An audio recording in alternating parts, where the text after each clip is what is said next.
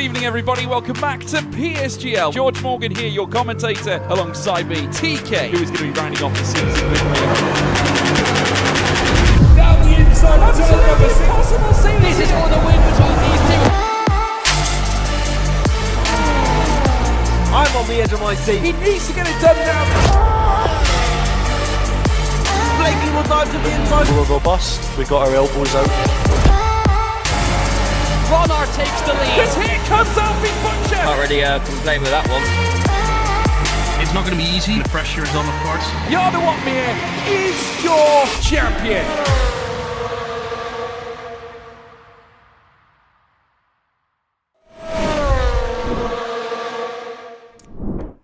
Well, good evening, ladies and gentlemen, and welcome back to PSGL. It has been, well, 2 weeks since I was last on your screen, and only a mere 7 days since Omi was last on your screen.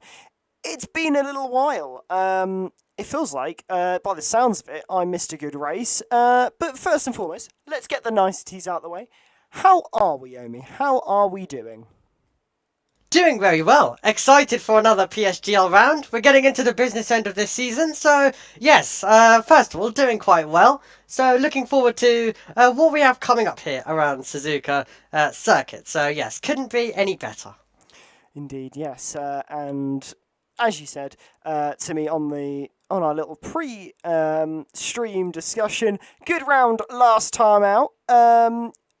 Seemingly I missed a lot of action. Talk me through. What have I missed? What are the implications? And how, more importantly, are our standings looking? Well, you missed quite the racing, let's just say. Both myself and Nathan Richards, who were in the commentary box, had an absolute blast. Especially in the second half of the race. It was thrilling stuff from the start all the way till the end. Some great overtaking and some great battling side by side as well, all the way through, right till the end of the race. But it was Angelo Di Ortenzio would have wanted, who is our championship leader. Not exactly what he wanted at all, after he was contending for the win with Leo Lund. Now, these two fought for the win at Imola, had a bit of contact, got away with it. Wasn't the case here in Austin, Texas. Jan Halliday went for a bit of an alternative strategy, and he was able to use that to get himself all the way to the win as well. So he went longer with his first stint, and then found himself on the second stint, being able to pass that Will, turn number one, a great overtaking chance for him every single lap it was, and then he was able to fight, and then we had some three wides, we had some contact, and we had some great racing till the end of the race as well, which is exactly what we wanted to see. But I think it's left us in an interesting position. So, yeah, turned out to be quite a good win and a needed win for Jan Halliday. Yeah, indeed. And looking at the standings, Angelo Di Ortenzio still out in front. 22 points the gap he has ahead of Liam Stevens. Jan Halliday, though, very close in behind after that important round last time out. Only 3 points behind. Leo Lund only a couple behind. So this top four, very close. Okay, Angelo Di Ortenzio's a bit out in front at the moment, but as we've become all too used to saying, anything is possible, anything can happen. Who is someone you're really going to be keeping an eye on tonight? Suzuka, definitely a difficult track, not one for the faint-hearted. Anyone you've got your eye on particularly, Omi? Qualifying. Let's go for Angelo Di Ortenzio. Well, what's your justification there, Omi? What's the justification? I'm failing to see it personally. Oh. Well, maybe 8 polls in a row possibly by the end of today might just explain that. So yeah, keep an eye out for him. If we're actually going to go into some bolder predictions, I think Halliday could go well around a circuit like this, and so could Liam Stevens. So when it comes to qualifying, those three drivers definitely could be ones to watch. In the race, Halliday proved it once again. So yeah, Halliday will definitely be one to try and contend and go for the win. Yeah, definitely Halliday is one to keep an eye out for. Yeah, pretty much answered the question exactly as I wanted. Why is the Discord so quiet?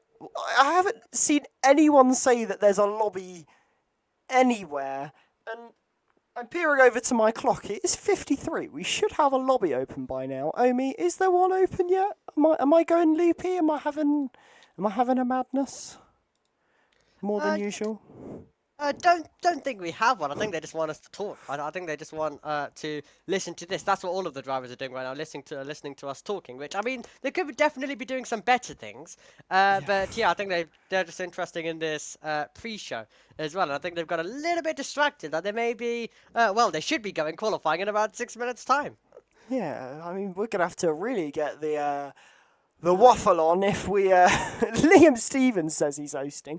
Finally someone's claimed ownership of the lobby, and Liam Stevens does appear to be hosting the lobby, so that's certainly something. So I've managed to actually finally get into it. So it does appear we may have a qualifying session, although that being said, the lobby does have 4 people in it at the moment.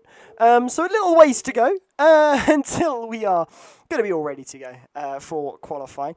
But Suzuka, very tricky circuit, not the easiest one to overtake at. You do have a reasonably long straight, which does work to your advantage to an extent.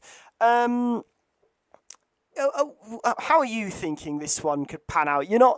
I hope you're not expecting it to be quite as much of a blockbuster as last time out, because that, by the sounds of it, was quite outrageous. But expecting a few moves, ballsy ones as well?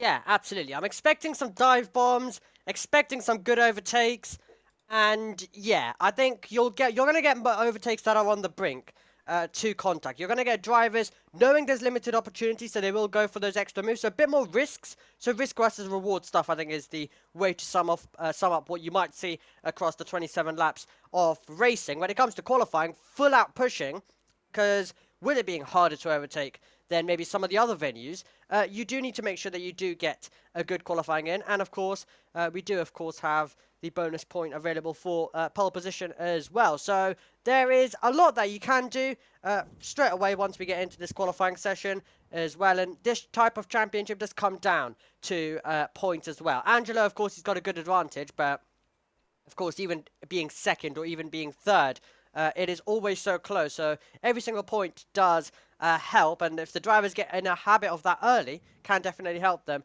for future seasons to come as well. Yeah, absolutely. I think tonight's going to be a really interesting one now that we are at round number 9 of 12.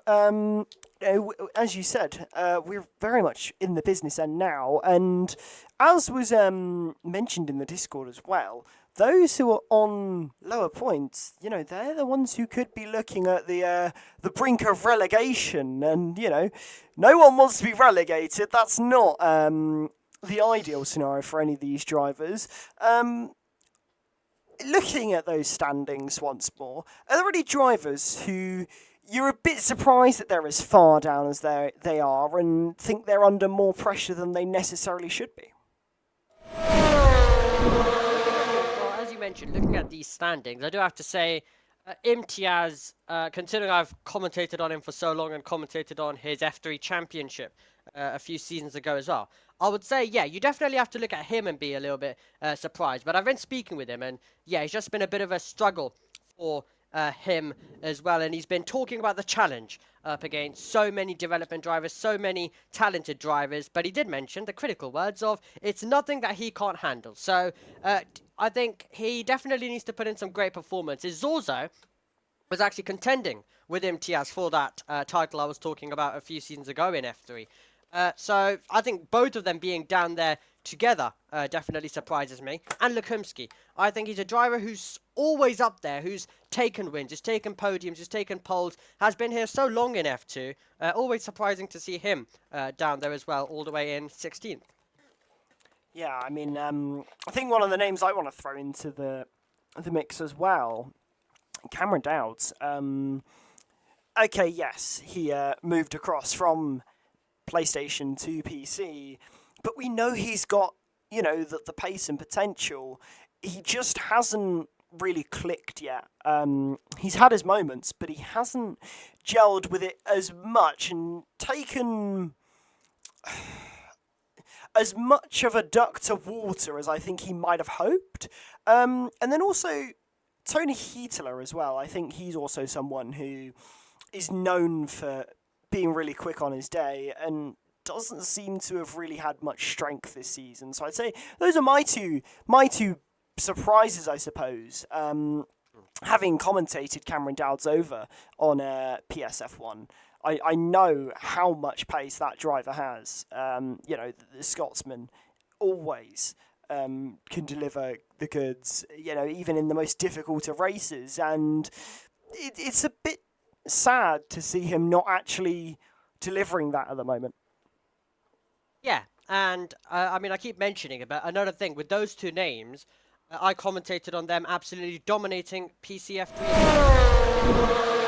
Itala get promoted mid-season from F3 after dominating so much, and we had Dowd who came in and nearly won the title, having done half the season when he returned back to PC as well. So they've both definitely had interesting.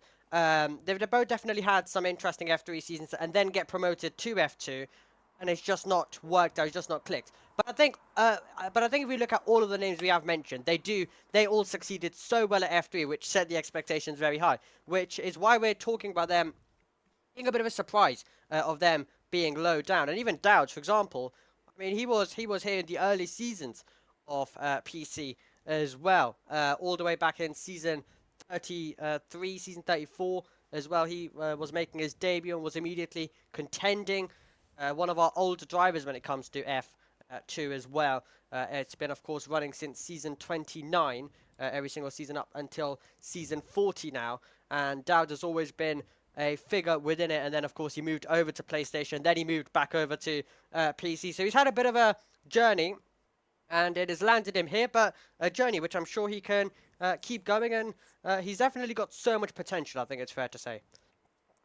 Yeah, no, so many drivers on this grid having a lot of potential. Do you think that, like, as you were saying, looking at the people who've been in F3, taken to it really well, dominated it, been so strong, get promoted, and then seem to really struggle, do you think that just goes to show that there is still a significant gap between when you get to that more, because all of these drivers, especially when you get to look at the likes of Jan Halliday, that's a name that carries a lot of weight. That's associated with the esports potential, the esports, top level. Is that kind of the point where you see like that difference between F3 and F2? There's not much in it, but there's just enough that separates, the greats from, not saying that the other drivers aren't great, but, in a sense, the rookies from the greats. Yeah, and that's exactly what I was also just talking about with what Race Imtiaz had been talking to me about in terms of he, as I mentioned, won that title in F3 and then got himself into F2, and then he's been mentioning with the talent, with the amount of development drivers that we've got challenge, and every single one of them, like Imtiaz has said, that it's nothing that he can't handle, but it takes quite a bit. It will need all the motivation, it will need all of the preparation, and it will need their best coming into this race and this round as well, and for the remainder of the season. So yeah, I think there is definitely that gap and that level as well between F3 and F2, but any drivers who do come over to F2 have every chance of succeeding. Just depends on the prep, just depends on how much they're prepared to go out there and fight for it. Indeed, yes. Well, tonight being round number 9 means there's only 3 more opportunities after tonight for those drivers who are in a bit of a rough spot to prove themselves. But 3 tracks upcoming after tonight that can really spring quite a few big surprises. We head to Japan tonight, but then we follow it up with Vegas, Brazil and Mexico to round off season number 40. All of those circuits, you've got to say, have got some good opportunities, not only for chaos, but also for some overtakes. And also probably a fair few Angela D'Ortenzio pole positions, which I'm finally delighted to say that in a few moments' time, we will get to that qualifying session that we really have wanted to see over the last, 3 minutes that we are running behind schedule. So, we're finally going to get some racing. Absolutely. Here we go. We're all getting set and ready to what could be another Angelo Di Hortensio show as well, and it's gonna be fascinating. But you've got some great contenders who have got close across the previous 7 occasions that he's managed it. So if anyone can just overtake and can just get a little bit closer, then it could get quite interesting. And I mean, even if he does go out there and take pole position, we saw someone can easily make the move at turn 1 like Leo Lund did 1 week ago and take the race lead, and then all of a sudden you could be looking over your shoulders try and defend. Indeed. Well, it's finally qualifying time, and this is quite reminiscent of what we saw a couple of rounds ago, when it ended up a little bit wet at Spain. It's looking pretty wet at the moment. My telemetry, though, is saying the rain is going to ease up, but definitely looks like no one rushing out the pit lane yet. Absolutely. The weather wants us to talk a little bit more before we see any cars out there as well, by the looks of things. So, yes, we are looking down in the pit lane, and we'll be awaiting this qualifying session from getting underway. And it looks like we are going to be getting Leo Lund coming out there onto the circuit as well at the moment in the Red Bull machine. And Leo Lund, the consistent driver, we know he can be the driver who isn't prepared to get his to just sit in behind. He will always go for those overtakes, I think, is what we have learned, and he can always get his elbows out, as we were just describing to you. So you always got to keep an eye on Leo Lund, and even if it's a second on the grid, even if it's a third, he can very easily turn it into the race lead and turn it into a controlling position that he wants it. So let's see what Leo Lund's going to manage, but he's got every bit of a chance to be a contender and to fight, but some recent results have unfortunately hurt his championship ambitions. Yeah, absolutely. Leo Lund not had the best last couple of rounds, but I'm sure he'll be hoping to get back onto top form once again. But one of very few drivers who've taken it out to the circuit. More and more coming out onto the circuit as I say that. I wonder if there's a bit of a realisation here that getting a lap in early is probably better, because a lot of drivers selected the soft tyres and seemed prepared to wait for it to dry up.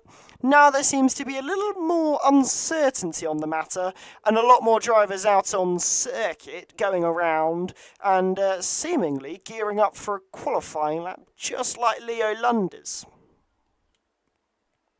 Absolutely. So we are going to go straight to it then, as Leo Lund prepares to attack this Suzuka circuit in the Red Bull car as he comes across the line. The first driver to begin a flying lap, and a flying lap on those intermediate compound of tyres, as we mentioned, into the first turn. And of course, when you get into the first turn, you're just lifting a little bit, and then it's the braking when you get down to turn 2, the proper corner, and then this S section, absolutely fighting your way by. It is quite satisfying. It is quite great when it comes to the dry and the wet. You're just trying to keep it pointing in the island as well, pointing it on the island at the moment as well. Not as much rain, but there is still some that is falling out there, but the intermediate compound of tyres is what is currently being used to Degner 1 and Degner 2, and then you're about to head down to the hairpin. A good opportunity, Byron, to try and make an overtake and catch your rival out as well if you are stuck in a bit of a train.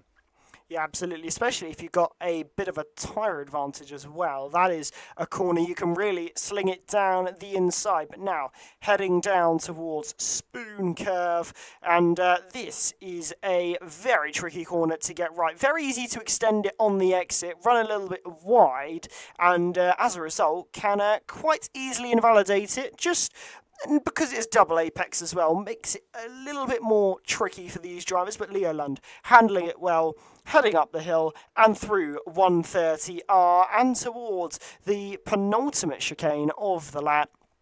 It's smart, it's clinical, it's exactly what you'd want from a banker lap for Leo Lund. What will it be as he comes round the final bend and up towards the line? Now it will be a 136.334. Not a bad lap time at all, not looking too shabby for the Red Bull man. but plenty more drivers to come across the line. Next is the McLarens. Absolutely, both McLaren drivers will be pushing on. They've, of course, got Conrad Bohm, and they've also got the reserve driver of Joe Murphy. So Bohm goes in behind, Murphy goes ahead of his teammate for this round, and Murphy improving up to that front row at the moment, at 1 minute 36.3. 4-3, and it's now Rishan Jacobs who is at the top. So a decent lap set by Leo Lund, but still quite a few tenths slower than Jacobs. Also another driver trying to find his form this season. He sits 17th in our Drivers' Championship as well, and has had a best result of 8th as well. So definitely a lot of potential, and definitely a lot more that Rishan Jacobs will be aiming for in the final few rounds, as well as Fanzelter goes into second. Indeed, yeah, Fanzelter, very good lap time from him, so looking very good. Both Hasses invalidating on their runs, not what they would have wanted, but Diego Zorzo, I believe, is the next man to come across the line with a valid lap time. Can he do anything close to what his teammate Leo Lund has done? You'd certainly be hoping so if you're Diego Zorzo. With his seat under threat in F2, he goes P6. That's respectable, but look at those he's around. Jan Halliday, though, disappointing opening lap from him. He's in 7th, and well, that's 7th out of 8 people who've set a valid lap time. You wouldn't be too happy with that if you're any driver, let alone someone the quality of Jan Halliday. Definitely someone who's not going to be best pleased with that. Absolutely, won't be pleased indeed. Angelo Di Hortensia is still sitting in the pit lane now for everyone who wasn't with us last time out in Kota. Of course he did go on and take pole, but he did it with 1 lap only. So he decided to sit in the pit lane for all of the session until the end, 1 lap to try to take pole, and he got himself in there. So yes, it looks like he'll definitely be trying something similar, possibly, with him still sitting in the pit lane at the moment. So yeah, let's see whether he'll be able to get himself back up there with 1 lap at the end, and let's see whether he will be able to secure himself a pole as well. Yeah, interestingly, DRS having just been enabled, my telemetry has said it's due to stop raining in around 3 minutes. Race Imtiaz has gone up in second, very solid lap time, not quite as close as Roshan Jacobs, who's obviously quite comfortably out in front at the moment. I wonder where he's found that 4/10 of a second over everybody else. But looking very, very strong at this stage. And well, you've got to say, Imtiaz as well. Good lap time. But the problem is, it's really difficult to see quite where he's stacking up in the grand scheme of things, because only 9 drivers have actually set a lap time.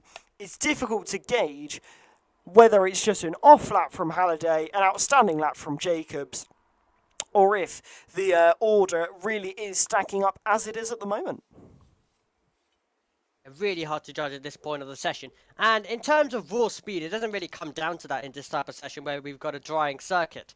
It's really a case of last across the line. So this is one of those where if you've got the pace that Angelo Di Hortensia has demonstrated across all of the qualifying sessions bar round 1 where we didn't take pole, then you've got every single opportunity. You've got every single opportunity, if it was to be dry, to go out there, set the fastest time. But with this one, the timing is so important. There's so many different factors, and it's just about getting the right lap in at the right time as well. That's going to secure it, not just who has the most pace around the Suzuka circuit. Of course, if you can keep it pointing in the right direction, if you can deliver good lap times on every single run, then that is always handy. But it definitely can come down to a few extra factors as well in the way you time things, as we tick down with 9 minutes and 20 seconds to go on the clock. A few drivers, including Jacobs, along with Bohm, Ben Sabaconi and Stouchilek, all going on their outlaps as they get ready and prepare for run number 2 of this session.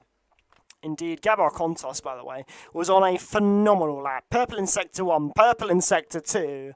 Abandoned the lap in Sector 3, but clearly with a drying track, the pace that everyone's finding there, quite high. Noticing, though, that as everybody has come out on outlaps, there's a certain set of intermediate tyres on a couple of sets of cars. I wonder why. The track isn't going to get wetter it is going to remain dry throughout the end of the session now. So difficult to know if that's maybe a mistake or quite what. Absolutely, absolutely. As well at the moment. So we have drivers all doing different things out there on the circuit at the moment. Of course, a lot of them electing for that soft compound of tyre, the Red Bull compound of tyre, of course, which they're going to try and take to this end of this session, and they're going to try and use it to push themselves to the top of the table. Right, Jacobs was one of those drivers who went out on the Inter, so he's now come back in as well for a switch now to what will surely be the softs. Indeed, Conrad Bohm, though, interestingly enough, has remained on the Inters. I'm not quite sure what the decision about that is, but it'll be interesting to see what his sector times look like versus those who have elected to be on a set of the dries. Definitely something I'm going to be keeping a good eye on, but Conrad Bohm heading up Sector 1 timing line, 1.8 seconds faster than his best. So clearly a lot of time on the table. But what is Ben Sabakonyi doing in that Sector 1? That's what I'll find interesting. A 33.4. So good lap time coming in from both of them. Difficult to gauge who's going to be convincingly faster. The track might not be ready for those slicks just yet, but it certainly isn't far off. Yeah, certainly isn't going to be far off. Definitely expect the flying laps to come in at the end of this session on that tyre as well. So yeah, at the moment it might be a situation where still they're taking time to bide in, but it can all switch around very, very soon as well. So Bohm, who we mentioned continued on those intermediate compound of tyres, has made his way right to the end of the lap, and he's actually going to come across the line. Yeah, I'm surprised at that. He goes top of the timesheet, so 1:33.2. What can the rest of the field do, though? The Alpine comes across the line. Ooh, that's quite a margin ahead. Maybe there is not quite the difference in those tyres that we might have suspected. A lot of time being found there. And that is not good for Conrad Bohm, who elected to stick it out on a set of Inters. Might find that that one comes to bite him. I do indeed. Of course, a bit of time being lost now at this moment. Bohm as well with having to try and make his way through as Larry Tulkey now goes to the top, but you of course are trying to make your way through into the pit lane, allowing all of the drivers pushing on to get through so it can lead to a very slow outlap, and then you've kind of now got to get on with it at this point and try get to the pit lane and give yourself some good time. Talking about a time, 1 minute 29 is the time that we've got now at the top of the table, because we've got Gabriel Quintino, who's been able to go all the way to the top as well, and he's a driver. He's the only driver this season. He's a reserve driver, but he's the only driver this season on our driver allocation who's not actually scored a point. He's had the best result of 11th, and that came at Imola. Yeah, Quintino's been certainly one that I have had the pleasure of commentating on over a few events, and he is a very fast driver. Sergio Sabrino is also a very fast driver. He slots himself up into second. Gabriel Contos next goes sixth. Angelo D'Ortenzio, though, that's the man we want to see. He comes into the pit lane, so guess we're not seeing him just yet. But to finish my point on Quintino, that was a very good lap time. Not the sort of lap time I would have been expecting from him either. So definitely a good qualifying lap from him.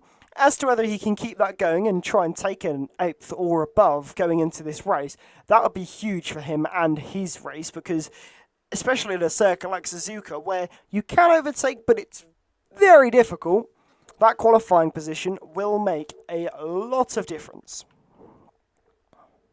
Really will indeed. If this is one of the times that you turn up in qualifying, it can be quite handy as well, because you know, one of the reasons why Quintino has not been able to fight his way into the top 10s is due to those qualifying results and always having to start near the back of the field as well, and it can hurt you already from the off as well when it comes to qualifying. So if you can secure a good result, goes a long way around this venue with a lot less faffing about trying to make some overtakes when it comes to the race, and instead a little bit of an opportunity to actually control things nearer to the front of the field and also be a contender as well, and some good points are available at the same time. So we are definitely expecting a bit of a mixed up order, but it's going to be interesting to see what Angela does right at the end of this session, I'm sure.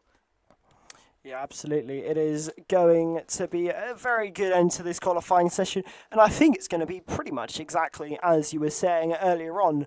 The last person to cross the line has the best track imaginable. The rubber's been laid down by other cars in front of you. You've got a bit more grip. Okay, it may be the slitherest of a percentage, but that is the slitherest of advantage that you can take forward across the rest of the lap. And that will last the entire lap, and that could well and truly make the difference here. But as we start getting drivers onto the circuit, Joe Murphy, I believe, the first driver to take to the track. 2 minutes and a half left on the clock as we tick down for the final laps of this qualifying session. And Joe Murphy is certainly not wanting to wait around. Absolutely. Not wanting to wait around at all.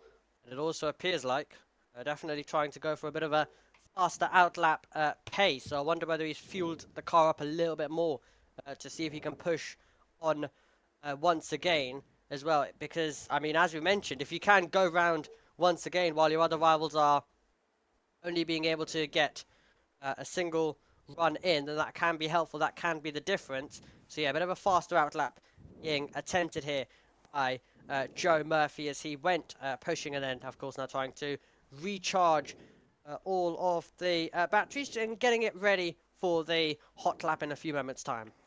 Indeed, yeah, and I think Joe Murphy is, as you say, pushing on a little bit on this outlap, trying to give himself the best track he can, really weaving a lot as well, really focusing on those tyre temperatures, with the track being a lot cooler than, you might ordinarily expect it to be. This must be a deliberate, normally you wouldn't see drivers weaving quite that much around an outlap, so definitely really putting a lot of emphasis on those tyre temperatures. But now, beginning that flying lap, getting the battery down, and coming round to begin what will be his final flying lap of the session, and the first final flying lap of this qualifying session, heading down towards turn number 1, really slinging it in to that very tricky right-hander, nicely handled though, running it as using as much of that exit curb and slinging it through the centre S's and up already, then straight back down and into this right-hander, very tricky, easy to lock the brakes, and up the hill and towards Degner 1 and Degner 2. And you'll see just getting off the throttle ever so lightly, trying to brake as little as possible, carry as much speed through, using all of the exit curb imaginable, and straight into that hairpin, swing it as wide to the left and as far to the right on the exit as you can, really try and carry the speed through. The checker flag has fallen, so this will be it. Everyone is on their final flying runs here in qualifying through the spoon curve. And very nicely handled for Joe Murphy. And now towards that lovely 130R. Absolutely. Full attack, full push for a lap time which surely will be going to the top. But will it be able to remain there will be our question, as he will send it into the final chicane. And he's just going to try and keep this one together. Can you find the extra margin as well as you stand on the power and bring it up to the gears from this moment as he's about to send it across the line? And that is going to be top as expected. 1 minute 26.015 is the lap time for the remainder to beat. Indeed, yes. Sergio Sabrino is on a very good lap time, though. But next across the line, Leo Lund can only manage second. Sergio Sabrino to the top of the timesheet, a 1:25.8. That's a very good lap time from him. It's going to be difficult to keep an eye on who's looking good. One of the Ferraris about to come across the line. It is Angelo D'Ortenzio about to come across the line. It's not looked like the best lap for him. He doesn't manage pole position. The streak comes to an end for Angelo D'Ortenzio. Jan Halliday, though, right at the death to the top of the timesheet. This is absolutely manic. Florian van Zelter across the line. He's got a bad qualifying position as well. That's P15 for Florian van Zelter. But let's talk about Angelo D'Ortenzio. Not on pole. He hasn't made it 8 in a row. Wow, he hasn't. Well, thank God I predicted Jan Halliday as my bold pick, so at least I get something correct. But yes, Jan Halliday ending on pole position, Stauchelek in second, and then it was Ben Sabaconi in third, then Alves, D'Ortenzio, Rapassa, Molnar, Sabrino, Imtiaz, and Jacobs completing our top 10. Then we had Diego Zorzo, Joe Murphy, Gabor was in 13th, and then it was Leo Land, Florian van Zelter, 14th and 15th, then it was Stevens, and then Quintino, Conrad Bohm, Larry Tulke, and Pasquale Randielli down in 20th, and he will be last on the grid. Yes, I cannot lie. I'm actually, in a weird way, I'm quite happy for the fact that somebody different is on pole position. It is refreshing. We have become so used to seeing Angelo D'Ortenzio walk away with it every single race because he'd be on pole, his teammate would be near him. He hasn't got that buffer today.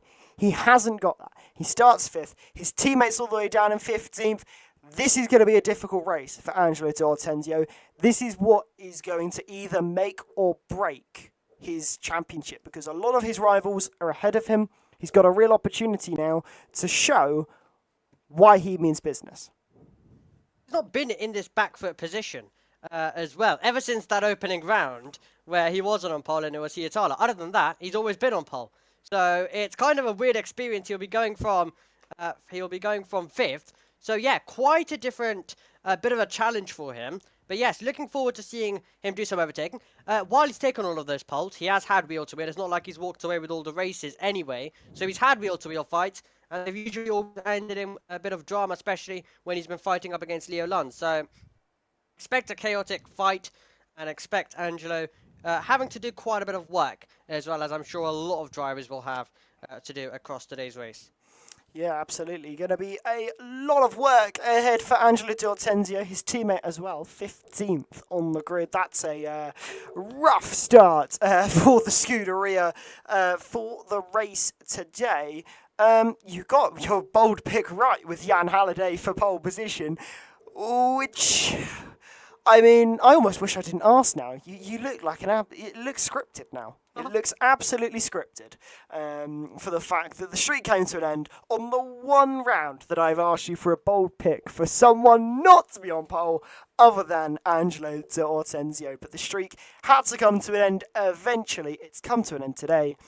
But a good race ahead of us, a good opportunity as well for Angelo to really show why he is in the position he is in. So looking forward to this one.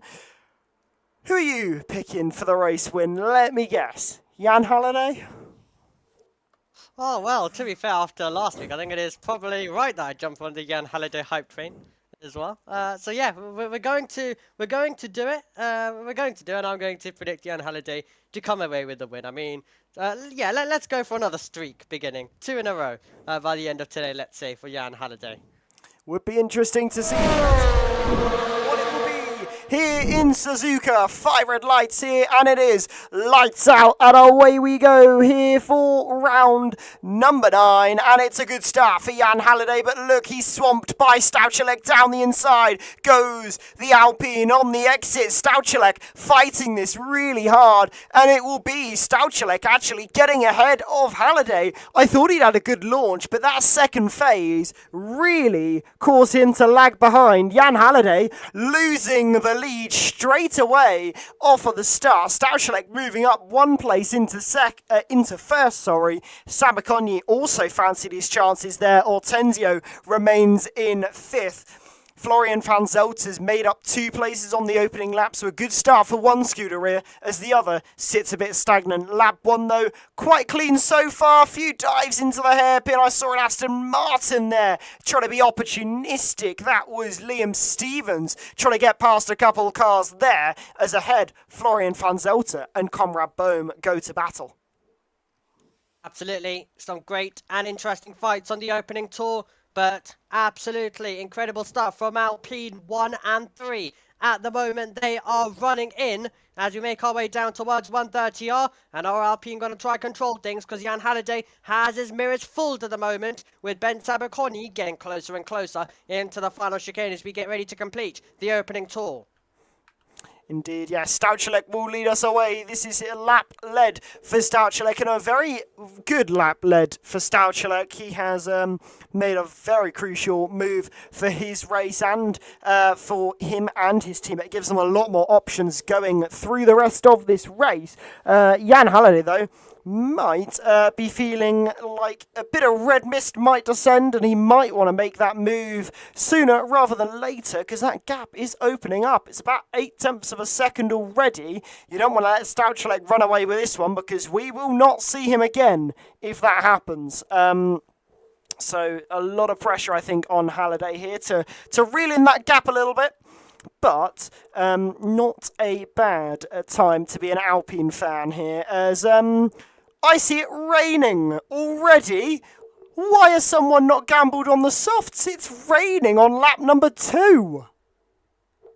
Oh, a bit of a mess further back, contact made, and that will be, as well, heading backwards. Imtiaz has lost places. Van Zelter also involved in the fight, but there was surely some contact down at the hairpin, and now Imtiaz trying something that would be brave into Spoon Curve. But yes, the rain beginning to come down, so as chaos unfolds further back, we've got something else to change the story of this race, and it's also going to be Tulki just staying ahead of Ranieri, but rain coming into play, and that could definitely spice things up. Indeed, and yeah, a few drivers without an end plate here. I'm not sure what's happened between Imtiaz, Van Zelter, as well as Larry and Pasquale Ranieri, all involved in that. Really interesting. Drivers coming into the pit lane on lap number 3, and I can't believe my eyes. Set of intermediate tyres going on. Lap 3 of 27. I mean, I wasn't expecting it so soon. Yeah, I don't think anyone was. I don't think anyone was at this rate with how this one has gone. We basically got going and then immediately started seeing the rain as well starting to come in. So absolutely ludicrous stuff then in this race. And that was dramatic as they make their way through. And it's lap number 3 out of 27. Stouchelek still leading the way at the front. Yeah, really interesting seeing what is going on at the moment here. Rishan Jacobs gambling on a set of intermediate tyres. The only driver to gamble on a set of intermediate tyres there. So, really interesting approach. Going for the gamble nice and early. The question is, will it pay off for Rishan Jacobs? It's an interesting one, and only time will tell on this one. But the only question I've got coming off of that is, if it was supposed to start raining, which it is, in the race, I'm really surprised that no one gambled on a set of mediums or a set of softs to, start the race, have more pace at the start, expecting a change onto a set of intermediate tyres. My only guess is that the rain is not going to be severe enough that they have to change for the foreseeable future. That's the caveat point that I have in my head, but from that overhead shot I saw a second ago, it looked like there was a little bit of a wet line forming, so I'm not sure if that's really going to rain true. So many question marks. We only just got going in this race at the moment. Absolutely wild stuff we are currently seeing as well. Exactly what we would have wanted from Suzuka, as we get some overtaking and we get Van Zelter losing 2 places, and the medium runners of Tulki and Ranieri go on by. So a bit of a switch as they got down into the first turn as well, and just able to be braver on the brakes there was Ranieri and Tulki as they try and make their way through. And of course try and close down on Jacobs, who's the only driver on those entities, of course, gone out there and gambled. Yeah, he has gone out and made a huge gamble, and whether it pays off or not is really up in the air. It doesn't seem to be paying off for him at the moment. He's 20 seconds adrift of Imtiaz, and that gap has only grown. It was about 16 seconds when he came out the pit lane, now sitting about 20. But it's good having someone who's taken a bit of a gamble, because it does make it easier for us to figure out when the Inters are a little bit more in that window and working and delivering some pace, and when the slick compound is starting to lose a bit of that pace. So our lives are a little bit easier, but for Rishan Jacobs, the rest of his race, very much anything but. Absolutely, and it will now be a bit of a run-through as well for the next few laps and see what happens at the moment as Larry Chalky sets the fastest lap of the contest, of course, on his medium compound of tyres. Medium compound of tyres also apply to Ranieri, who has just taken the position away into the first turn. So a bit of overtaking going on down to that part of the circuit between those three drivers who will soon be getting up to Rishan Jacobs. They're around 3 seconds away, and they're gaining with every meter that I currently talk you through this as well, continuing on. So yes, they're going to be closing in at a rapid rate as the drivers at the top just try and settle in and continue to make their way through this phase of the race. But yeah, it's been 5 laps that have had definitely quite a lot going on as well, and now things starting to calm down in the front while at the back all is definitely continuing. Yes, all law and order for those 3 at the back seems to have gone completely up in the air and seems to have been forgotten about for the trio of PSGL, Ranieri, Larry Tolke, Florian van Zelter. They're fighting like they're fighting for the lead. And I'm absolutely here for it, because who doesn't love a good squabble for the lead? But lap 6 of 27, we're moving through the laps, and the rain, it's there, but it's not really affecting performance. Everyone who's on a set of slick tyres is running very respectable lap times, and that little bit of rain just isn't doing anything that's going to cause any problems, which is interesting because it rained so much earlier than everybody was expecting. Someone gambled, and that gamble just isn't working because it's not quite rained hard enough yet. If you were Rishan Jacobs and a couple of laps ago you realised that it wasn't working, would you have pitted or would you have kept it out on those tyres? Well, I think I think now you'll look at it and probably feel that, yeah, this one isn't going anywhere.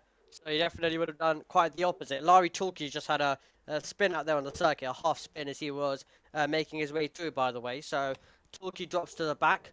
And that has allowed Van Zelter to move on by. A gap has formed now between those 3 drivers. They've all been separated as well, the ones that were entertaining us. They were within those early stages, all of the group that basically had to come into the pit lane due to the damage, and they've had to change their tyres, but now they're making their way through as well and settling in, as are the remainder of the field. They'll now be focused on their strategy that will be taking place soon as well. But yeah, it's a very it's a very interesting bit of rain, I think, as well, that has come in. It's definitely catching drivers out, and it's, well, not having an effect on things for there to be a movement onto the intermediates, and Rishan Jacobs is actually now coming into the pit lane.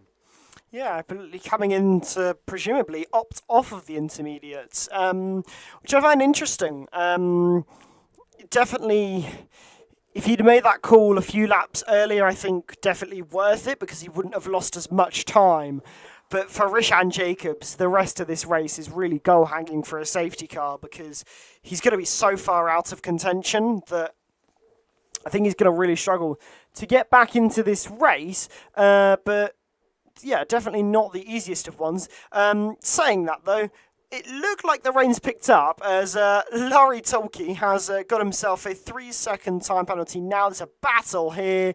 There's a Williams, Nelson Alves, Luca Rapassa involved. Angelo D'Ortenzio's found his way up into 4th place, as now Luca Rapassa is going to go toe-to-toe and get himself ahead of Nelson Alves. Absolutely. Move comes in. Won't be the only one trying to barge your way through.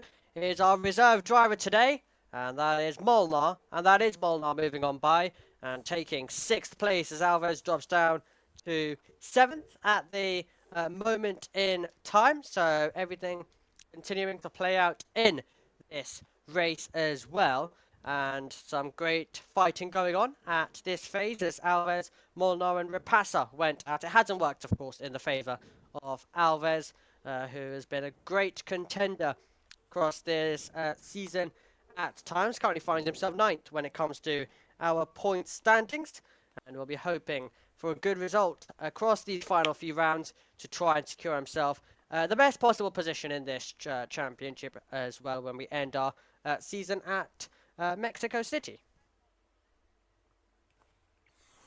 Well, lap 8 of 27 here, and, Stouchalek out in front quite convincingly. He's having a pretty easy time of it for the time being. Not looking too shabby for the Alpine man. Got ahead of Halliday all the way at the start.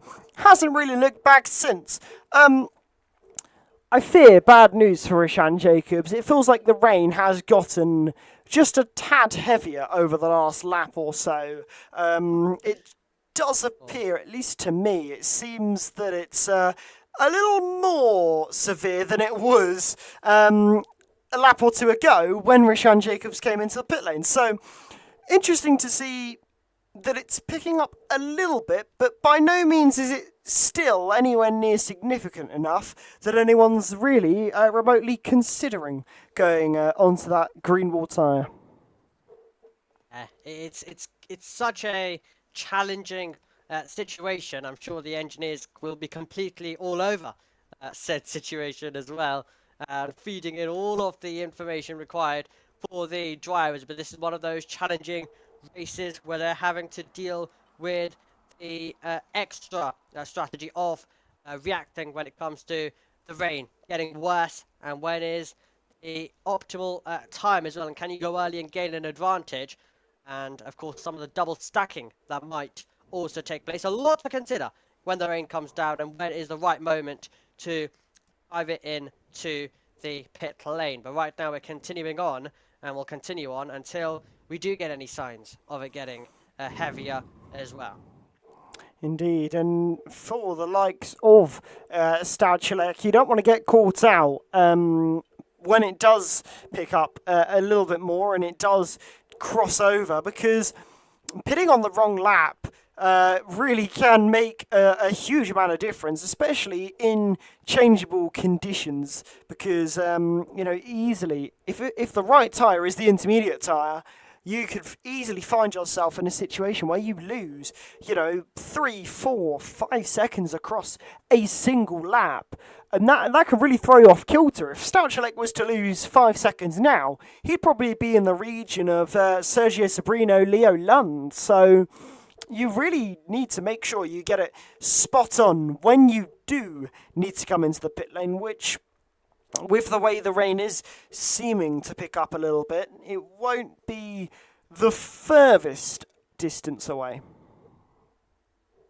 Absolutely won't be as well, so we'll keep you up to date with anything that comes to us when it comes to that as well with the weather. But right now it is just that phase of the race where they're just trying to survive. So it is Stouchalek in the lead with Halliday in second place. Ben Sabaconi's in third, and then it's Diotenti and Rapasa. They are basically completing your top 5 at the moment. We've had Molnar, who's been able to make an overtake as well on Alves. That was a few laps ago. Diego Zorza's got himself a 3-second time penalty as well. That's the driver running in 11th. There is the driver who is, of course, one of our contenders who's trying to fight to get himself higher in that championship standings. Yeah, he's definitely having to really fight tonight. There's a lot of drivers having to really fight tonight as well, but that penalty for Zorzo not helping. He now finds himself down in 12th place after being overtaken just there by Comrade Bohm. He peels off the circuit, and I'm not quite sure what's happened there. I'm not sure if that's deliberate or not, but he now slots into 15th. I wonder if this is a bit of a throw in the towel, interestingly, for Diego Zorzo, because he doesn't seem to be really going particularly quick around on this lap. Be disappointing if that is the case for him, but the show must go on, and for Angelo D'Ortenzio, he's definitely a lot closer to Ben Sabaconyi than he has been in the last few laps.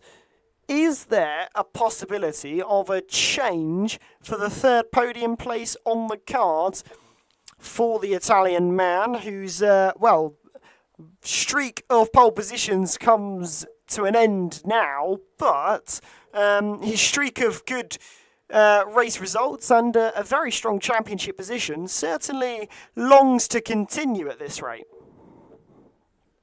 Yeah, absolutely.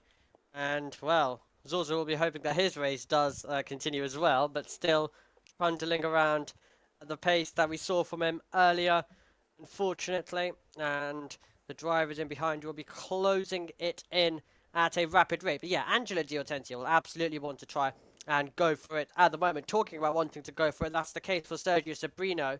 And he forced the defensive shape from Alves, couldn't get by, couldn't do anything with it.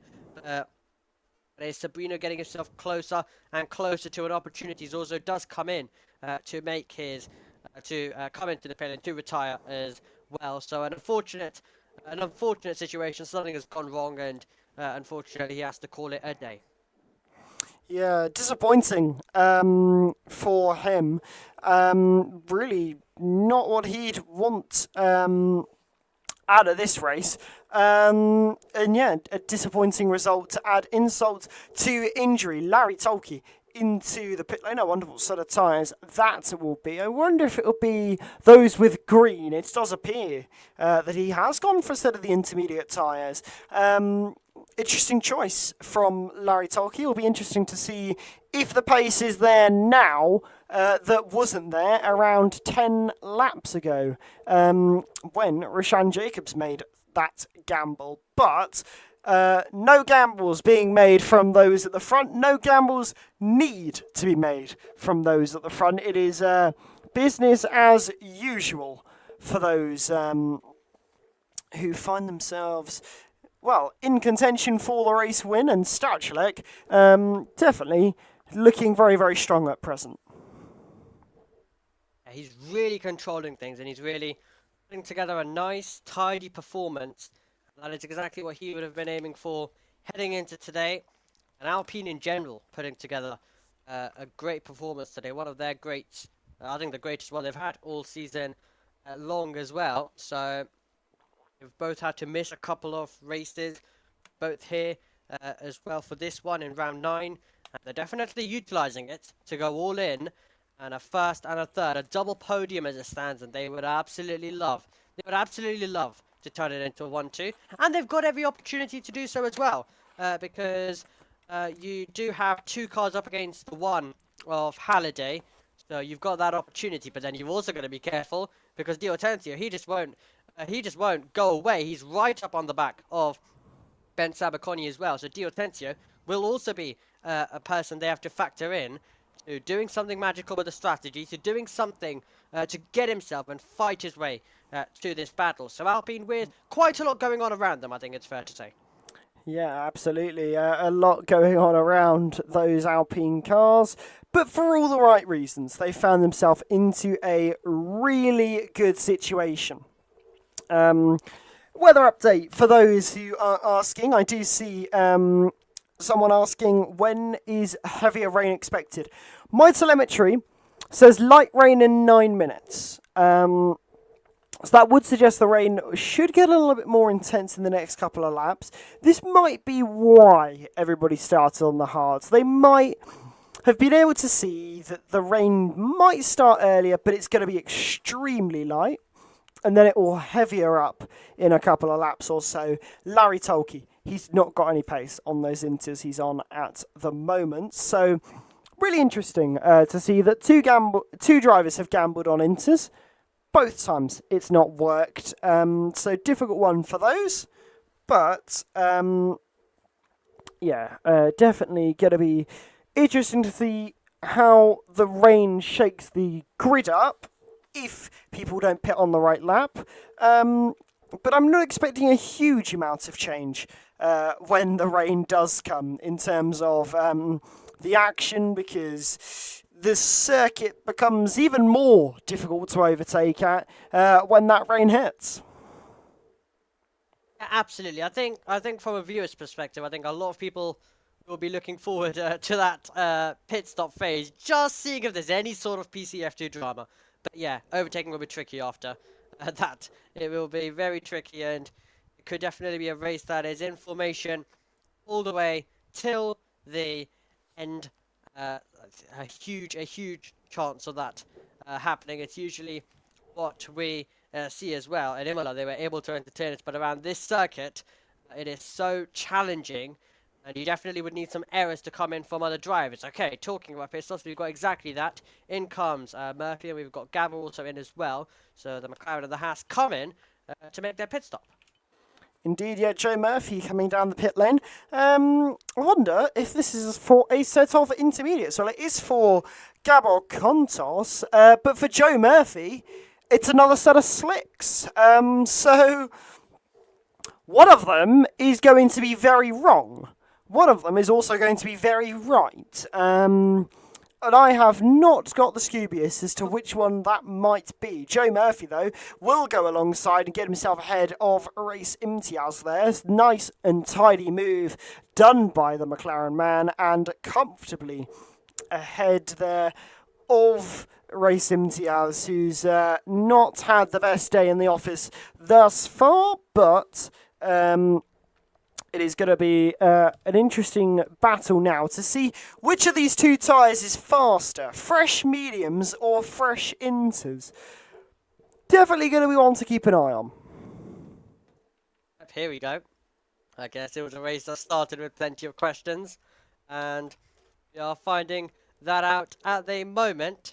And it looks like intermediates getting themselves closer and closer at the moment within range to try and make that overtake on Imtiaz as we go through Spoon Curve and into the pit lane as well. We go with Ben Sabaconi, so he's now bolted, and we've got Sergio Sabrino also coming in as well. So it's now a chance for some pit stops to come in as well from those drivers higher up, and it's a chance now for a move as well to come in by Gabor. Indeed, yeah, definitely getting a little bit more lively on the front of overtakes as Gabor Contos is trying to make this move on Imtiaz. Imtiaz has not made that move easy in the slightest, though. But I've got to say, I'm not sure the track is quite ready for Inters. I think it's like 1 or 2 more laps and it would be, but I just don't think it was quite there when Contos came into the pit lane. Joe Murphy, though, it'll be interesting to see what he can do. He's up the back of Sergio Sabrino. If he's able to make a move on Sergio Sabrino, then that would be quite telling on the performance from the tyres. If not, then it's definitely a sign that those Inters are getting very much in the window now. Absolutely. It's getting now to that point in the race where we're seeing different things being attempted as well. And Joe Murphy will be looking to try to see whether he can take those medium compound of tyres ahead. As you mentioned, such an interesting battle. Sergio Sabrino going very wide, allowing Murphy to tuck directly in behind. As into the pit lane we go with our race leader. Halliday critically stays out there on the circuit as well. Murphy should be able to go through with ease into 130R. Joe Murphy ahead of Sergio Sabrino now. So you've got to say, the Inters are definitely getting there, but not looking out and out the fastest yet. And I wonder if that's why those are still gambling on those slicks. And that's maybe why we're still seeing Jan Halliday out there. But Joe Murphy, he's made some moves. Nelson Alves into the pit lane. He's come out on another set of dries as well. So clearly, a couple of drivers think it's not going to get severe enough and it's going to stay quite even the entire way through, and this might be the worst it is for the dries. Others think this is it. The Inters are faster. We're going to be on these for the rest of the race. Let's do it. So much kind of questions that we want answers to. Nelson Alves is pretty much right on the back of Sergio Sabrino and about to make a move on Sergio Sabrino. So interesting to see here. Interesting to see indeed. And we are finally going to be able to bring you some side-by-side drag race possibly between Sabrina and Alves. Sabrina wins that one out for the moment. Alves uses the battery, gets himself closer, and then going on through with a bit of a easier overtake into Spoon Curve as well as he fights his way through. So a few overtakes at least going on around this circuit as the different tyres meet in the middle. Molnar comes into the pit lane as well now off his hard compound of tyres. And Stevens and Halliday, both Aston Martins, go on once again. Yeah, continuing on, and I wonder if they're in the opinion that it's not going to be severe enough to warrant a change to the intermediate tyres. And at present, with the pace the slicks are still showing, I'm almost tempted to actually agree as Nelson Alves, he sits in 8th, Joe Murphy sits in 5th, both of which are showing very good pace and gaining to the car in front of them. So definitely, so on the balance and such a fine margin between the two at the moment, it's really toss a coin and that tyre will be marginally quicker. Absolutely, that's how it can go in this type of race. They're all fighting away with the car through Degner 1 and then through Degner 2 as well. It is getting to that point where the season started to become a little bit more heated as we reach the final stages as they try and keep their spots on the grid for PCF2 and avoid dropping down to F3. We've had that with a few drivers in the past who have had to go down back to F3 and prove their craft once again. So no one is safe. So you absolutely have to perform in this arena as you try and get as well some eyes looking down at you, and with some good performances, definitely can be the case across a PSGL PCF2 campaign. Overtake time then, into the chicane we go, and that is going to be close to contact with Alves trying to keep the car pointing in the right direction. At the same time, Rapassa getting his way through on Bent's Sabaconi, who's going to try and fight back. Meanwhile, Murphy's also made the move as well, and this is close now as Ben Sabaconi was being squeezed. It opens the door for Alves to get past 1, to try and get past 2 all the way around the outside. He's got the momentum through the second turn on the circuit. Now you'll get the inside line. Now you'll get the place. P6 for Nelson Alves. Yeah, Nelson Alves, there's sensational moves there from him to make up a couple of places there, and crucial places as well. I absolutely think that the medium tyres are probably the right tyre to be on now. The light rain is allegedly now, so if this is as bad as it gets, a fresh set of slick tyres, I think, is really the winning strategy here. And I think Jan Halliday and Liam Stevens have got to make a choice soon. They have got to get themselves into that pit lane because they cannot afford to lose any more time, because they are losing time to, well, the slick tyre runners, but also marginally to the intermediate tyre runners. So both tyre compounds are gaining on them. Both tyre compounds are proving not too shabby. So get yourself in the pit lane. Jan Halliday appears to be listening in because he's done exactly that, into the pit lane. But what will it be? Will it be inters? Will it be mediums? It's mediums for Jan Halliday as he comes in and out.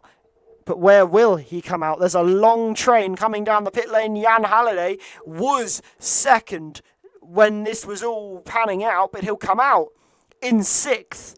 That's not where Jan Halliday would want to be, but he seems to be on what is seeming to be the fastest tyre. And we see another Jan Halliday overtaking Real once again. That is what we saw last time in Kota on his journey to the win. Today, he'll have to dance around cars if he is to try and make the moves. They're all dancing in front of him at the moment. That's Alves trying to get past D'Hortensia. D'Hortensia parking it in the middle as we head over to Degner 1. Then to Degner 2 as well as you try follow closely. And then into the hairpin it will be in a few moments' time as Alves tries to make this move. Yeah, Alves, Halliday, Murphy all needing to make crucial moves for their races, but Alves now ahead of Hortensio and up into 4th place, which should become 3rd once Liam Stevens comes into the pit lane. Expect him in at the end of the lap, but look at Halliday ahead of Hortensio as well. The only way this could go wrong for those medium tyre runners is if that rain gets just that little bit more heavier and those inters do become the out-and-out faster tyre. But let's point out, Joe Murphy, and this has just been put in the YouTube chat, and I did not even realise that this had happened. Joe Murphy, he has 2 points all season long. He could be about to win the race. He's in a good place to possibly win this race at the moment. He's ahead of Stauchalek. He's leading the field. Nelson Alves now looking to chase. This is an ideal scenario for someone who, as we were talking on the pre-race show about people who are under risk of losing, their seat in F2 and being pushed down a tier. This is the sort of performance that could take someone like Joe Murphy out of that conversation. Oh, it would mean so much to win for the first ever time. This is his first season in PSGL as well. And the British driver trying to get to his first ever win.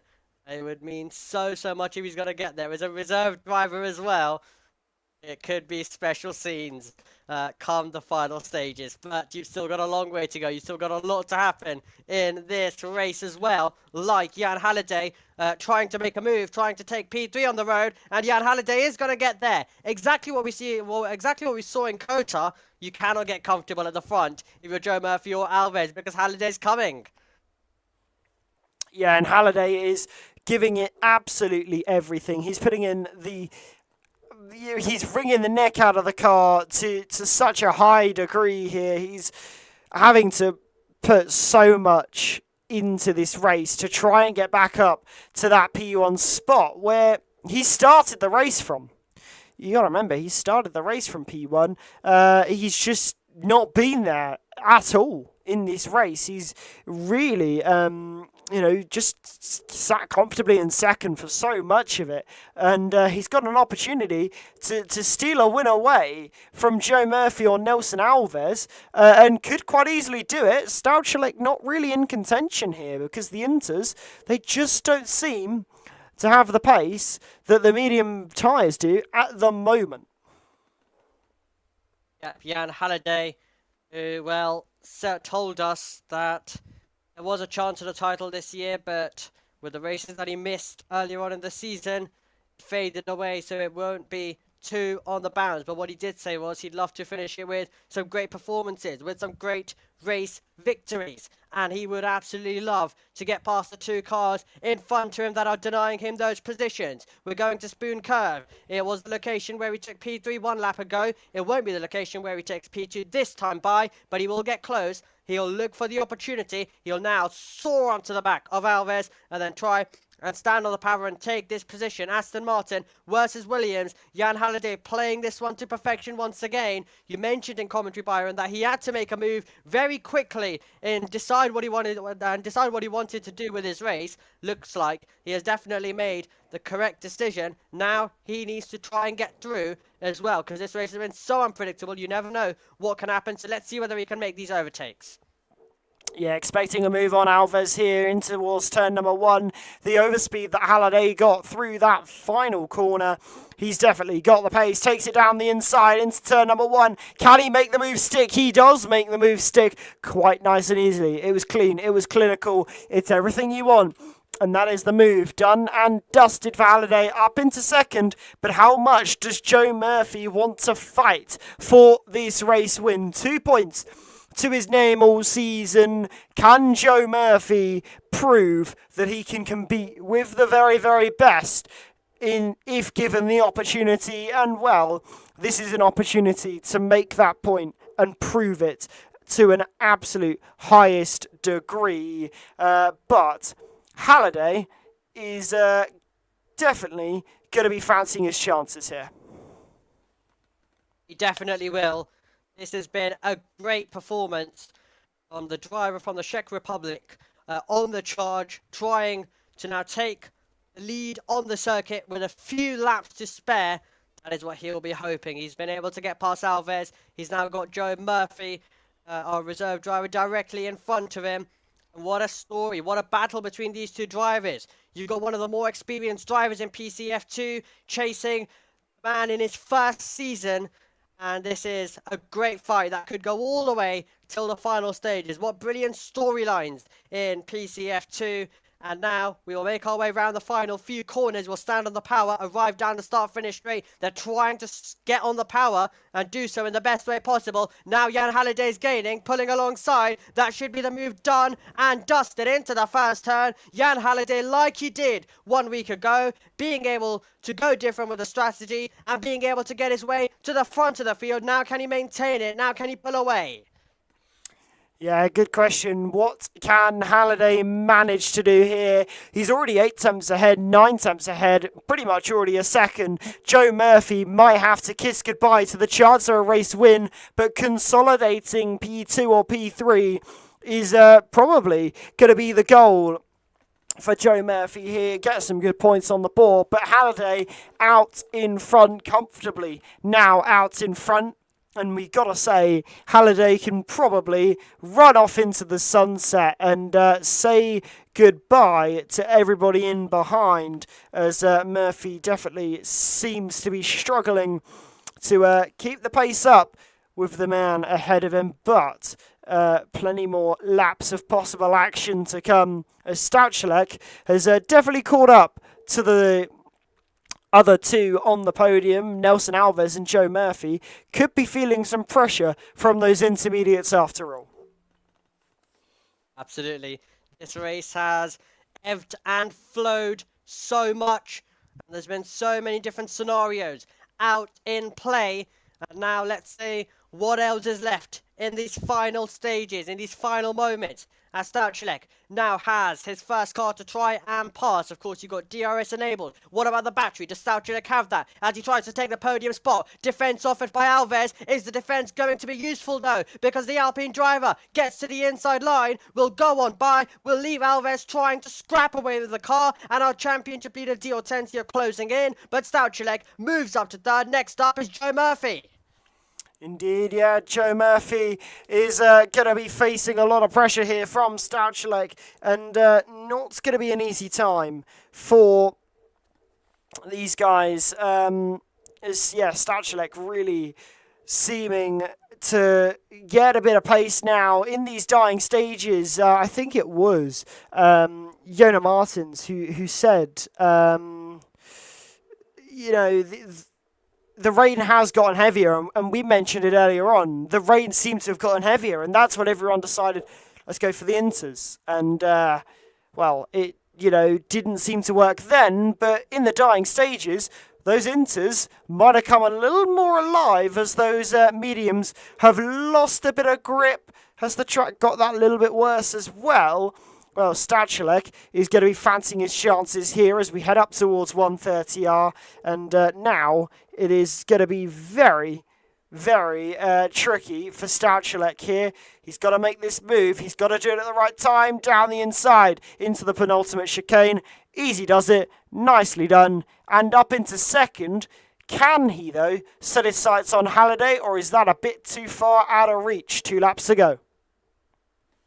It is all starting to happen now. It is all on the line as well. Di Hortensio, a move into the first turn complete as he takes forward position also on those Inters. And he always manages to find himself in these positions where he's just being able to get himself in there. And this is great stuff as they make their way through. And it's a puncture for Sergio Sabrino spinning down in the final few corners. Disappointment for him as it will be a trip straight to the pit lane, and that is going to be heartbreaking if he can even get there as he spins around once again.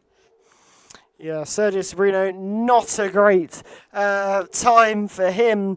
DRS disabled a couple of moments ago. That's quite telling, I think, in terms of where the track's at. It's gotten worse to the point where we're now having that DRS disabled. So although Stouchelek isn't gaining, that gap is a lot more stable than it otherwise was. Joe Murphy's falling a little bit off as well, and Hortensio, I think, is going to be fancying this P3 spot. It's remarkable how Angelo always just manages to get himself in there.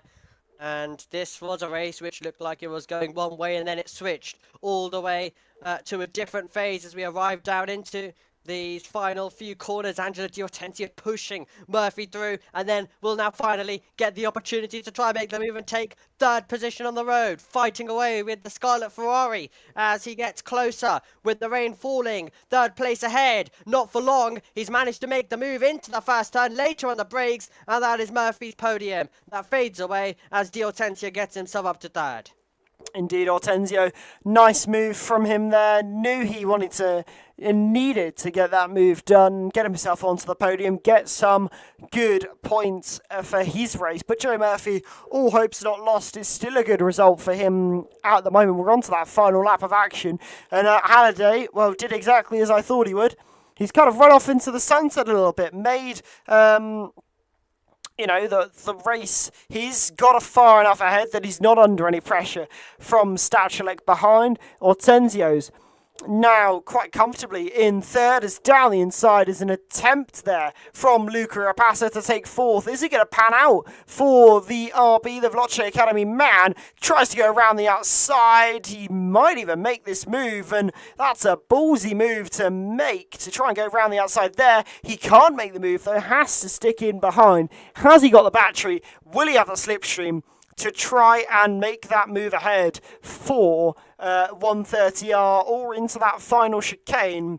It's going to be an interesting one between Joe Murphy, Luca Rapassa. Who's going to come out on top on this one? Jan Halliday, though, will come across the line to take the race win. But Joe Murphy, Luca Rapassa, this could be a photo finish across the line. As now Jan Halliday wins, Stouchelek comes across the line in second, Hortensio in third, Rapassa manages fourth, Murphy fifth, Liam Stevens manages sixth, Nelson Alves seventh, Molnar in eighth, Sabacogni ninth, Leo Lund in 10th, rounding out that all-important top 10, Conrad Bohm in a disappointing 11th, that must be said. Then Kontos, Imtiaz, Pasquelli, Ranielli, who both are still yet to come across the line. Then Fanzelta, Quintino, and Rishan Jacobs. Well, Jan Halliday made it matter when it mattered most, but Joe Murphy is going to be one very happy driver. Yep, he will. Bagging the critical points critically. Yes, what a performance from Jan Halliday, and he is absolutely still fighting. One of the great comebacks in Koto a week ago, and then went for it again and got himself as a contender and just pulled away, gave absolutely no chance to any intermediate runners that may have had the advantage near the final stages. And that is what the experience of Jan Halliday can do. It went different with the strategy, did Aston Martin, and Jan Halliday, well, he basically pulled that to absolute perfection. It is a deserved winner, and he has had 4 third places in a row, and now he's had 2 wins in a row as well. So he's been on the podium in every single race since Imola round 4. Indeed. Not quite sure what's happening between Quintino and Rishan Jacobs. It seems they're reproducing, I think is the correct terminology there. Not quite sure what they're up to. But Jan Halliday, a convincing win, punctures across the line, and not quite sure what's happened there. But Jan Halliday, a very happy driver, I'm sure. Was second for so much of the race, and, well, as when it mattered most, delivered the goods and got the result that comes with it. But the rest of that podium, I'm sure, also going to be just as happy to be there. Hortensio, a quiet recovery drive, it must be said, but a recovery drive ticked off nonetheless. So you can't complain there, and Stouchalek as well. Fine job, fine job to take a good result for them. But final race classification, I would say on my screen, but it's not on my screen. So that's not ideal. Do you have a race classification, Amy? Yes, absolutely, and I've got 16 seconds left. So we found ourselves with Rapasso in fourth, Murphy in fifth, and it was Stevens, Alves, Molnar, Ben Savaconi, and Leo Lund completing our top 10. In 11th, it was Bohm, and then Kashontos, Imtiaz, Ranieri, Fanzelta, Jacobs, Quintino, Sabrino, Tulki, and Diego Zorzo found themselves a retirement as the... Yes. I don't know why I didn't get results there. Lovely. That's the F1 game for you, but that was round 9 for you, and I was pleasantly surprised. I don't know if Dylan Warren's opinion is the same, but I kind of shared his opinion that the rain wasn't really going to change anything up. It did change things up, and actually that was not too bad. Fair few changes of position because we had a little bit of a situation on what tyre was actually better, and there was really no clear winner on that one. Yeah, I think that's to be one of the weirdest races that we've definitely had as well. In terms of the rain, it was always so unclear what was happening and which direction, and it was switching moment after moment in terms of who the advantage was with. So that was one of the great races for us in the commentary box in terms of seeing it unfold in the second half. A little bit of a lull period, but you always have that as well in the early stages. So yeah, an interesting race and an intriguing race as well. Yeah, absolutely. Such an interesting race. So difficult for, I think, all of the strategists as well. What, strategy did you want to put yourself on? And it just must have been a real head scratcher, this one, because at no point was there really a period where one tyre was convincingly better than the other. Even when the mediums, they, were quicker, but they were only marginally. There was a marginal advantage. It made the difference whilst they were in a good window, but then as soon as the pace began to drop off, then we started to see it flip the other way. Yeah, absolutely, as well. And Jan Halliday won't be with us for Mexico. So in terms of people who may be thinking about, oh, could there be a bit of a championship charge on? Could there be something incoming at the end? Unfortunately, due to the race that you'll miss in Mexico, chance of that a little bit unlikely, I think it is fair to say. Stranger things have happened in PSGL PCF2, but yes, we'll keep an eye, and that's why we were mentioning, of course, just ending the season on a high is the type of thing that Halliday will want to try and do. Indeed, and speaking of someone who might be on a little bit of a high, let's hear from Jan Halliday now, your race winner this evening. Jan Halliday, you spent a lot of the race in second place and a little bit out of sight, out of mind, but when it mattered most, you delivered the results, and P1 is certainly a good way to go about it. Firstly, talk us through the race, the mediums or the inters. How much of a clear-cut decision was that? Because it really looked so nip and tuck as to which one was better at so many different points. It was literally a coin flip, I think. Like, the pace was so similar on these tires. I think the inters would be faster at the end of the race, but they just overheat so much. So it's like difficult to keep them in the right, or it's impossible to keep them in the right tires and windows. So yeah, I was like, it still feels quite decent on the slicks. I might as well try. Or my engineer said it wasn't my call, it was my engineer's call. So GG's to Killian. But yeah, the mediums were better, I think. Like, I was thinking maybe if I went Inter as well, I would be able to overtake because my tires would be just so much fresher. But yeah, I went for the mediums, it paid off, and yeah. Yeah, what was the grip like in those conditions? Because especially in those last few laps, when the DRS got disabled, did you notice that there was less grip on the circuit, or did it stay quite constant? Yeah, it was like raining from the start of the race slightly, and it was lap by lap getting a bit more wet. So I was kind of getting used to it. There wasn't any like heavy drop off, I would say, in the pace or in the grip. But yeah, on the last lap, it was quite difficult, I would say, to drive the car. It was for sure it was inter conditions, but yeah, I had fresher tires, so yeah, fresher mediums were faster than the older inters. Let's put it that way. Yeah, absolutely. Omi, questions from you. I think you've covered it all pretty well. But I would like to say, a huge thank you, Halliday, because I did predict you to get pole and win the race. So you actually made me look like I have some wheel knowledge as well for Perfect. PCF2. Perfect. So a huge thank you for that. Yeah, all good, man. Just predict me next time, maybe. Yeah, we'll see. Yeah, I don't even know what the next track is, but we'll see.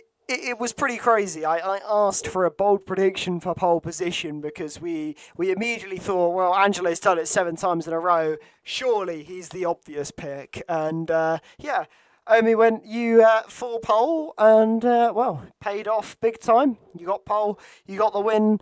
It's not a bad day in the office. Obviously, you're not with us next time out. But when you're back beyond there, definitely got some good momentum going. Yeah, I think I will be there next week. More like the last race. Mexico. I won't be there. Mexico, Yeah. I'm missing. Yeah. So Oh. yeah, you can predict me next time, but don't predict me. I won't be there. Right, so Jan Halliday for pole and the win in Mexico. Got it. Yeah, well, we'll let you shoot off, Jan Halliday. I'm sure you want to go and give your engineer a huge thank you for, well, a very good strategy that took you to the top of the race. So go and enjoy it, and we will see you next time out. Yeah, we're gonna have a beer. Thanks, guys. Enjoy. Cheers. See you. I love Jan Halliday.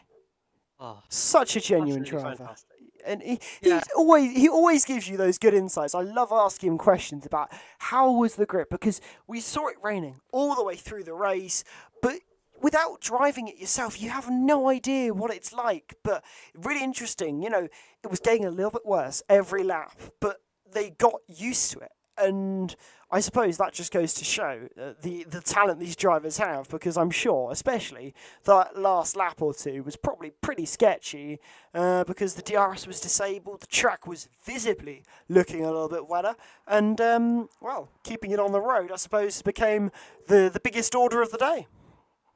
It absolutely was. If you could just keep it on the road, you had endless possibilities, but going on the right tyre at the right time, so important. Making the overtakes at the right time as well was so important, and then being able to pull a gap. All of that was ticked by Jan Halliday and his engineer as well. So absolutely perfect. Absolutely perfect. 2 in a row now in terms of race victories for Jan Halliday.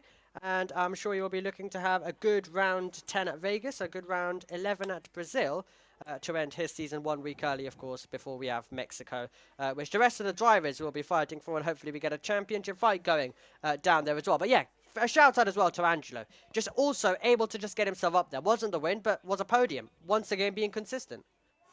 Yeah, absolutely. Consistently delivering good results and capitalising from a poor qualifying, you got to say, by his standards.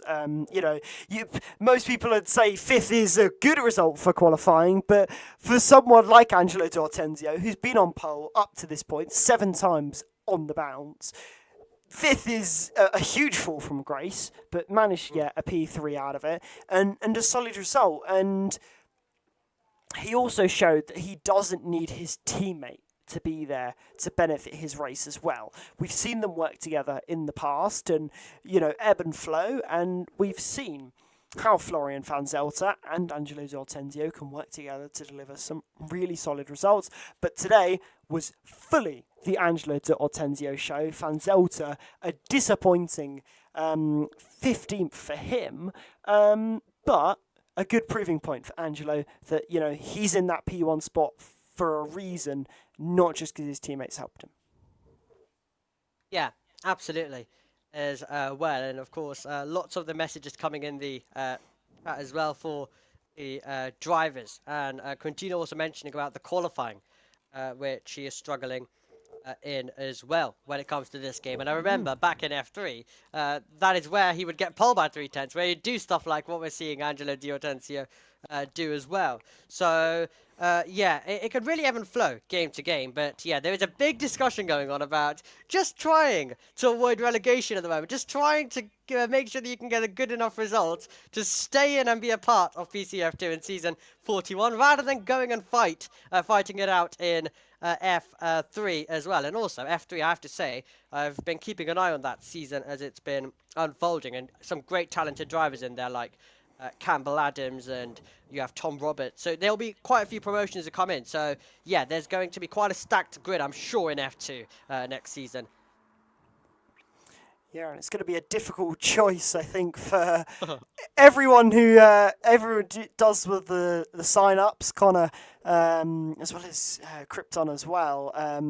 They're all going to have their work cut out when it comes to deciding who goes up and who goes down, because it's so difficult to really know as well, because just because you promote someone, such as, we look at the likes of, Cameron Dowds, and we look at those drivers who we were talking about who were stunning in F3, but then haven't really delivered in F2, just because someone's good in one tier doesn't mean they're going to be good in the next. So it'll be interesting to see just how everything plays out, but still 3 rounds to go, still plenty more opportunities for things to change between now and the end of the season.